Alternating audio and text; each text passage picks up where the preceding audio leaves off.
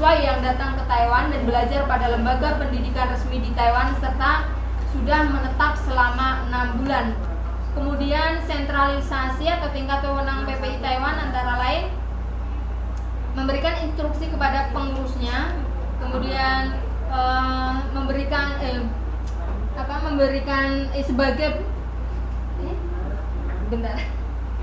memberikan wewenang yang berhubungan secara koordinatif dengan PPI unit wilayah atau BEM, kemudian memberikan wewenang mengawasi jalannya badan otonom sebagai supervisi kayak tadi badan otonom UTT. Bukannya 28. Cuma sampai ini ya. Soalnya belum selesai. Ya oke, mungkin langsung diskusi deh ya. Iya boleh. Ada yang mau bertanya satu pertanyaan dibatasi ya karena waktunya jam segini. Siapa yang mau nanya? Ya silakan. Oke. Bukannya 28 bagi 80. Silakan monggo. 60. Untuk masalah ketua tadi, masalah pemilihan ketua itu kan tadi katanya mesti bagusnya ya gitu. Maksudnya yang topik itu kalau misalnya bagus sudah ini ada beberapa orang gitu. Maksudnya itu bagus pilih itu satu orang atau dua orang atau berapa gitu. Terus milihnya itu apa emang bagus aja milih apa anggota pelajar semua Indonesia atau gimana? Bukan. Dari tadi kan sudah saya garis bawahi bahwa ketua itu mencalonkan diri dulu dan boleh mencalonkan diri apabila didukung bukan persetujuan BAMUS, didukung minimal oleh dua universitas yang ada, misal ada jalur, misal kayak saya ambil contohnya saja untuk periodenya Mas Rangga ya, itu dia mencalonkan dan didukung oleh kalau nggak salah satu dari NUST, yang satu dari bagian tengah apa bagaimana pokoknya itu ya. Tapi kalau misalnya gitu ya, misalnya saya mau mencalonkan, saya nggak ada dukungan dari universitas manapun, itu nggak bisa. Nah setelah bisa ada pendukung, itu baru di BAMUS itu yang menentukan dia masuk enggak gitu. Kalau misalnya ada yang mencalonin gitu, terus ada misalnya dua orang, maksudnya dua-duanya dapat dukungan dari dua kayak gitu, terus kan BAMUS sudah bilang oke gitu. Terus ada dua calon. Ada dua calon. Itu gimana? BAMUS-nya. Apa seluruh? Enggak. Jadi BAMUSnya yang menentukan. Jadi saya tanya gini ya, itu apa enggak semua anggota PPI yang memilih calon ketua PPI? Itu bukan. Tadi udah ada fungsinya. BAMUS itu fungsinya apa sih? Memberhentikan dan memilih ketua PPI Taiwan. Jadi ada berapa calon gitu kan. Kalau ada 1 atau 2 atau 3 ya yang milih BAMUS, mungkin dengan adanya kelebihan apa sih si calon ini, ada kelebihannya apa, calon ini mungkin seperti itu. Ada mau menambahkan? Jadi dilamar ke saya. Jadi gampangnya ini logikanya kayak presiden sama DPR gitu ya. Cuma kalau kita kan logikanya ya BAMUS itu seperti DPR fungsinya. Tapi kalau memang khusus untuk ketua PPI Taiwan itu yang memilih memang dari BAMUS. Jadi bukan pakai pemilu nyoblos ya. Masih prestasi udah nggak? Terus Harap suapan maksudnya. Saya nggak pakai Twitter. Terus setelah itu ini nanti sistemnya ada votes memang. Jadi BAMUS itu kan wakil kampus ya. Jadi kampus nanti misalnya mereka punya aspirasi, silakan disampaikan ke perwakilannya. Nanti perwakilannya yang milih dari 2 calon misalnya. Di voting milih yang mana. Istilahnya mereka nyoblos tapi nggak nyoblos langsung. Jadi pas tadi ada sidang istimewa itu langsung. Kira-kira mereka setelah penyampaian visi misi, terus kira-kira siapa yang oke, nanti yang paling banyak dapat suara itu yang menang. Jadi ketua itu intinya. Saya boleh tanya Saya Aku tidak cukup ada menanyakan waktu wawancara. Mas Dedi bisa. Gimana? enggak, soalnya kalau masalah tadi soalnya masih ada loh bawah-bawahnya. Oh gitu. Ya saya yang garis bawahi tadi itu kayak pendanaan gitu ya. Semisal gitu ada broker, ada sebuah broker ini butuh dana, tapi kan itu nggak ada dana ini ya, dana baku ya, kecuali kalau ada lebihan ya, untung-untung ada sisa. Kalau nggak ada sisa ya nggak ada dana gitu ya. Itu kan dari dananya itu kan kalau nggak salah dari pemerintahan Indonesia, dari promosi sponsor, maksudnya dari sponsor. Nah, kalau ada proker dan nggak ada dana, apa nunggu ada dana baru dilaksanakan atau gimana itu? Malah saya jadi yang ditanya. Biasanya dia bawa. Nggak apa-apa. Jadi dulu saya pas kepengurusannya Mas Rangga, saya di bagian keilmuan akademik. Jadi memang untuk beberapa proker, jadi sistemnya gini teman-teman.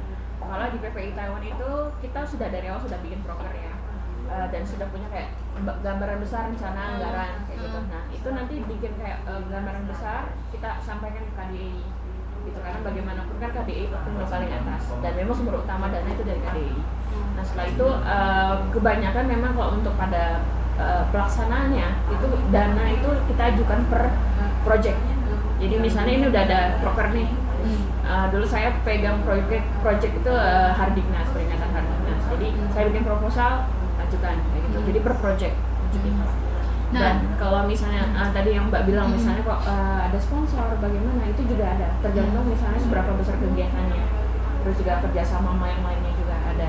Termasuk akan ada istilahnya bagian pendanaan, kayak tadi ada promosi tiket murah kan, itu kerjasama dengan Garuda Indonesia itu juga ada. Dan memang istilahnya pendanaan itu memang kita tidak punya ada kas iuran anggota itu nggak ada. Tapi diusahakan memang tetap ada lah, setiap keputusan ada sisa segala macam itu. Kita ada tim riset juga yang bantu dari kepentingan dari Indonesia ya, itu juga ada. Oke, gitu. Tadi yang di bawah masih ada baca. Ya boleh gitu ya. Mungkin karena waktu terbatas. Terima kasih banyak ya Mbak. Kita beri applause. Assalamualaikum warahmatullahi wabarakatuh. Waalaikumsalam. Ya selanjutnya.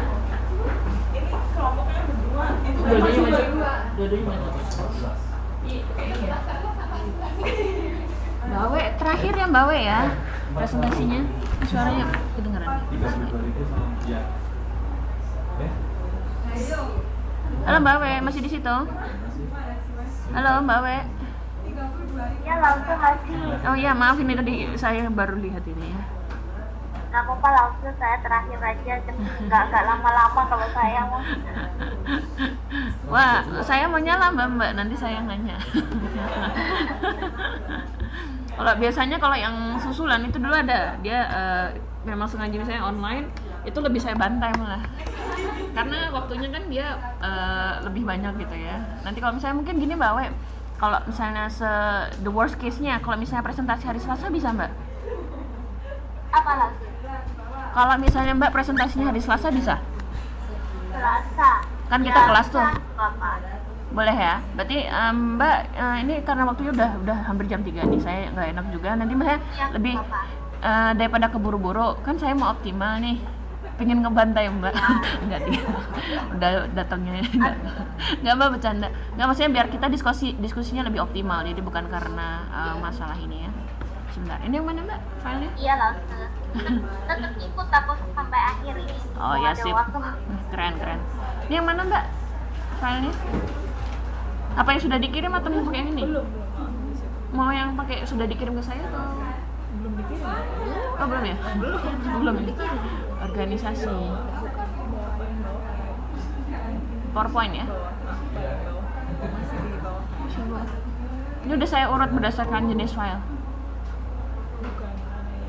Tugas presentasi. Ini. Halo Tayan. Halo, aku tidak bisa kirim. Mbak sebentar ya. Ini sambil saya kirim juga ya Mbak ya. Iya langsung. Send files. Mana ya? Presentasi ya. Ini ya filenya. Silakan. Mbak. Apa ya? Ini udah recording. Oke ya. Bisa dimulai. Silakan Mbak. Mbak.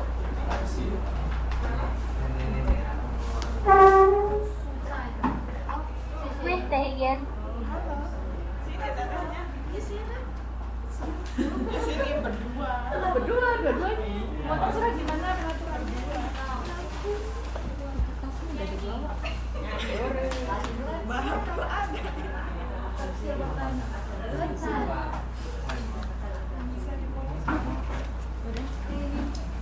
Assalamualaikum warahmatullahi wabarakatuh. Waalaikumsalam warahmatullahi wabarakatuh. Kami dari kelompok 2 ingin mempresentasikan. Ya kan kelompok kita berapa? Iya, iya. Kami dari kelompok 2 ingin mempresentasikan tentang organisasi UAMID. Mana itu? Ini ya. Saya bacakan outline-nya dulu. Yang pertama, nanti saya akan membahas tentang latar belakang pemilihan studi kasus ini apa. Yang kedua, tentang metode penelitiannya seperti apa. Yang ketiga, pengertian organisasi menurut modul. Yang keempat, organisasi UAMID sendiri baik dari sejarah, visi misi, struktur, birokrasi, kompleksitas kegiatan dan kegiatan organisasi. Yang selanjutnya nanti akan disampaikan oleh Saudari E itu tentang permasalahan organisasi, efektivitas organisasi, kesimpulan, struktur atau untuk tanya jawab. masalah tanya jawab nanti di bagian terakhir. Jadi kalau misalnya ada yang tanya terakhir. Tunggu selesai. Yuk. Ini oh sampai sini sih. Sekali aja nanti. Latar belakangnya ya dari sini.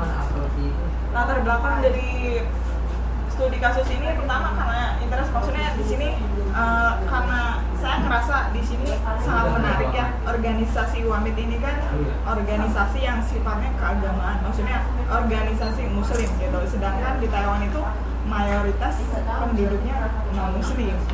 Yang kedua emang karena kedekatan dengan pengurusnya. Kedekatan Itu- sih gimana? Maksudnya saya lumayan dekat gitu Bu. Maksudnya ngobrolnya nyari itunya biar enak kayak gitu. temen gitu. Modus-modus tersendiri. Iya, modus. Metode penelitiannya dari interview ya dari Mas Ega sendiri ada di sini orangnya yang pernah jadi pengurus selama beberapa tahun. Ada juga pengurus yang lainnya dari Mas Suntoro dan ada dari warga UAMID sendiri dan beberapa orang ya. Kok keroyokan itu orang?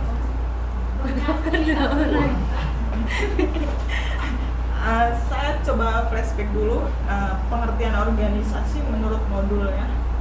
Organisasi adalah suatu kesatuan sosial dari sekelompok individu atau orang yang saling berinteraksi menurut suatu pola terstruktur dengan cara tertentu sehingga setiap anggota organisasi mempunyai tugas dan fungsinya masing-masing dan sebagai suatu kesatuan mempunyai tujuan tertentu dan juga mempunyai batas-batas yang jelas sehingga organisasi dapat dipisahkan secara tegas dari lingkungannya.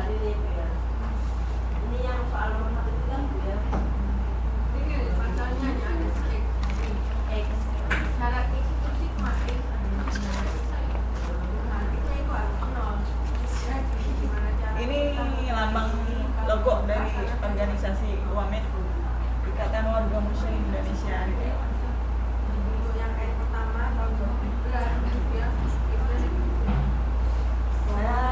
Lihat di sini sejarahnya organisasi UAMID pertama kali berdiri pada tanggal 12 November 2001. Nah, pertama kali berdiri itu namanya bukan UAMID, jadi pertama namanya ANUR, baru namanya itu ANUR. Nah, didirikan oleh Mas Toyan dari Tulungagung, Ibu Aminah dari Cilacap, Mujianto dari Banyuwangi, dan Mas Joko dari Tulungagung. Visi dari organisasi UAMID sendiri yaitu memperkokoh persatuan dan kesatuan warga Indonesia dan antar sesama muslim di wilayah selatan. Untuk misinya mengadakan acara kerohanian, sarana tausiah. Maksudnya di sini tausiah itu saling mengingatkan antara sesama, tarbiyah, pembelajaran, media pembelajaran dan peribadatan, suadah komunikasi dan informasi bagi BMI.